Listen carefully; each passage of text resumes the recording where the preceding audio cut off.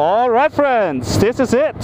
Today I want to introduce you to yet another piece of filming equipment I came across. It's called the WG Lite from Feiyu Tech, and maybe you guessed it right at this point already, it's yet another gimbal. But this thing here is actually a one-axis gimbal. The other gimbals I showed you so far, the G4 and the WG, the non-light version, the Feiyu Tech WG, they are three-axis gimbals, meaning they work in all three directions, horizontal, vertical, and what's this called? I think panning. Probably. So this is a one-axis gimbal, which means it works on one axis only, and it's the horizontal one. And that's just what you want on a motorcycle, actually. If we just push this button here, the gimbal comes alive. Now if it's not level, you just push the button once more, and there we go. You see? Okay, I'm packing the gimbal away for now. I have a good reason why I'm showing you this, because whenever I uploaded videos about the WG or the G4 gimbal, no sorry, actually it was the G3 Ultra I did a video on 2 years ago, I think. Anytime I uploaded a video of these, there were many people actually complaining about the price of the gimbal. And of course I can perfectly understand, because, you know, if there is one man on earth who knows about living without any budget, well, that's me, you know. But since I do quite a bit in the world of filming, I know that filming equipment usually is a lot more expensive than the $300-something you have to pay for the WG. But I can understand paying something like $330, I think, for a piece of GoPro equipment, for a piece of, basically it's a GoPro accessory. You know, I can perfectly understand paying $300 for a piece of GoPro equipment if you're not that crazy about filming with GoPros like I am. $300 is quite a bit of money. So that's the reason why I'm showing you this WG Lite gimbal. Because, you know, like 95% of my subscribers here are motorcycle riders. So obviously I thought they would be interested in a piece of equipment which would make a lot more sense to motorcyclists than the other gimbals I've previously shown to you. And since I actually got a couple of recommendations for this WG Lite one coming from bikers who told me that it actually works rather well on a motorcycle, I suddenly thought, okay, maybe I should check it out as well. So thankfully the guys from Feiyu Tech were kind enough to send me a WG Lite for free and asked to see if it's any good for us motorcyclists. And don't get me, and please now don't get me wrong, the much more expensive WG or the G4S or any other three-axis gimbal, you can still very much use them on your motorcycle. But if you're looking for a gimbal which you are mainly using on your motorcycle, like actually mounted to your bike, like on a gas tank, or maybe in the back, like we all know from MotoGP, this one-axis gimbal actually makes much more sense, because it costs like a third of the three-axis one. I think you can actually buy it for less than $90. But I don't know about the prices since I got this one for free, sorry. So of course I went for a bit of testing myself, and so far I can tell you that, well, it is working. So at the end of this video I'm going to show you some sample footage which I created myself. And I will also include a bit of footage coming from LA76, who uses this thing on his track bike, actually, on the racetrack. So apparently this thing can handle higher speeds as well. And what I've learned from testing it so far, which isn't a lot, I only got something like 2 hours to test it. I'm very busy at the moment, unfortunately, like always, basically. Yeah, well, like I said, it's working. This one-axis gimbal is not stabilizing your footage. It only has one job, and that is to keep your GoPro level, like this level. I don't know what's it called in English, sorry. So yeah, basically it does just that. It works. Like with any other GoPro mount, it doesn't matter if you're using a gimbal or not. It's always a better idea trying to mount the GoPro on yourself rather than on the bike. Your body actually works very well as a shock absorber. I'm pretty sure you've noticed this already. Sometimes when you try to mount your GoPro directly to your bike, you often get horrible video results because the image is all blurry and shaky, and that has to do with the bike's vibrations. Sometimes if this frequency like hits a sweet spot, it basically will transfer onto your GoPro, and the GoPro will start to vibrate as well. And that's when you're getting an image that you can basically throw away quality-wise. According to the laws of physics, a one-axis gimbal can't help with that. And already I can tell the laws of physics, unfortunately, are still engaged. So the gimbal doesn't help with vibrations coming from your bike.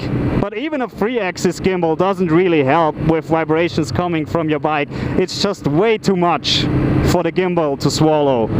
The thing is, I found out that my CB has rather nasty vibrations. At some point these vibrations irritate the gimbal that much apparently, because it starts freaking out a bit. When I tested it, mounted it to the front here and mounted to the back here, at some point the gimbal actually lost the horizon line.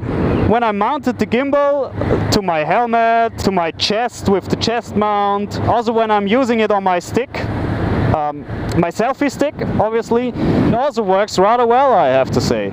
This WG Lite in combination with my third-person view mount from Sail Video Systems, which I dearly love, and I never get tired of saying this. I think this combination will be quite a hit. I haven't tested this combo so far, but of course I will do at some point in the future, and of course you will see the resulting footage from that. So at this point I will just show you what I have, which isn't too much, but so you yourself can decide whether you think it's working well or not.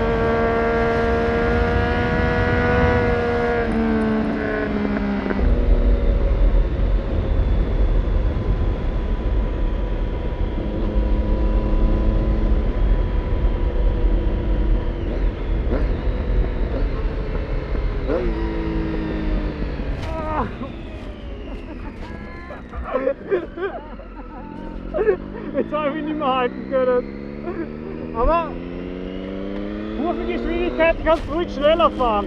Das Problem sind immer die ruckartigen Bewegungen. Ah, so wie die.